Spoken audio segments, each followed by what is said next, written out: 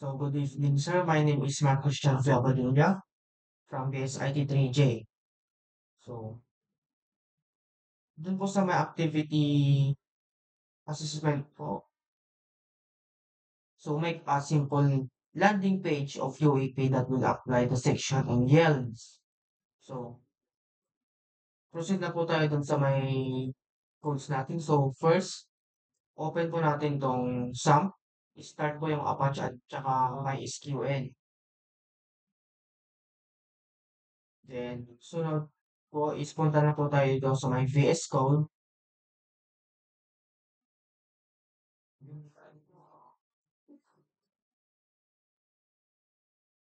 So, dito po yung mga codes ko po, sir. So, first is, dito po sa may web.php, ito po yung sa may routes niya, sa may template po.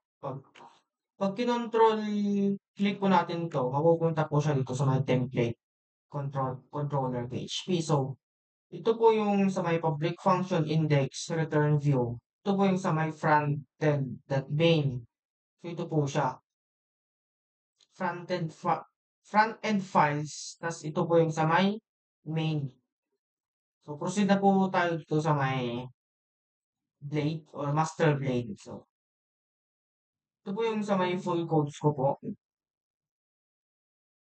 Then, ito po yung sa may yields. So, ito po. So, itong yields po is, ang use po ng yields is, i-separate po yung code. So, at yields, so, andito po sa may main yung mga codes po natin. So, nag-use po tayo ng extends front-end master. So, dito po natin i-input yung mga codes natin sa kabila. O kaya, kung mahaba po yung codes natin dito sa may master, so pwede po natin i-move dun sa kabila para madali po natin mahanap yung mga codings natin. Para hindi ko kasi yung paghanap ng mga code. So, like yung footer kanina, dito siya. Ito yung sa may footer. So, gumamit ako ng yields and footer. So, ito po yung sa may footer, sa may section.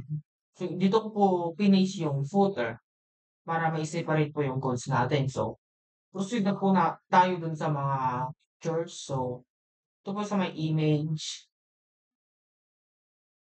logos. So, yan po sir.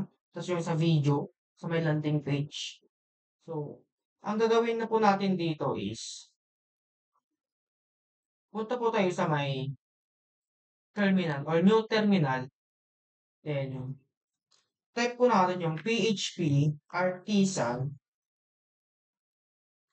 serve para po ma makita po natin yung link po ng web page. So, ito na po. So, ang gawin lang po natin dito para mapunta po tayo sa may landing page niya is control click. So, ito na po yung one po, sir. Yung landing page po ng UEP. So, ginaya ko po yung mismong landing page ng UEP po, dun po sa may lesson po natin dun.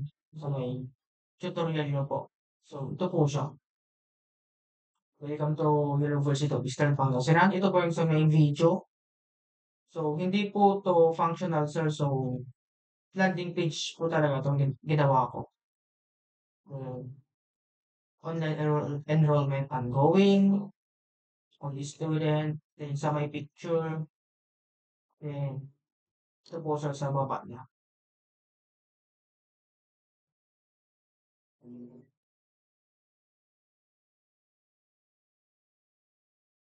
So, back po tayo sa may codes natin. Ipapakita ko po yung whole codes ko. So, first, ito po yung sa may master blade. So, HTML, nandito po yung mga codes ko. Then sa may blade. Tapos, pag gusto po natin siyang i-off po is, i-control C lang po natin. Control C. Then, try po natin bumalik dun sa may landing page natin. Then, i-refresh po natin siya. So, mawawala na po yung landing page ng UAP. So, yun lang po sir. Sana naintindihan niyo po yung demo ko po sa may coach ko sa landing page po. Thank you po, sir.